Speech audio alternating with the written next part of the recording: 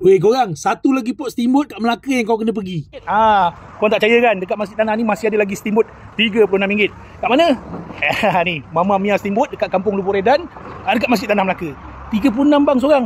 Termurah kat Melaka kot. Tak percaya tanya brother ni, jom. Bang, murah ke bang?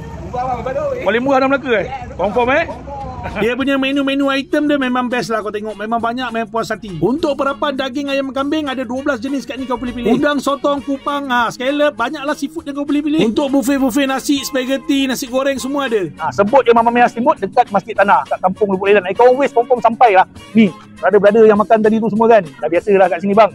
Ni nak beritahu korang, harga RM36, kau ambil je lah, makan sampai kenyang. Yang penting kau jangan membazir.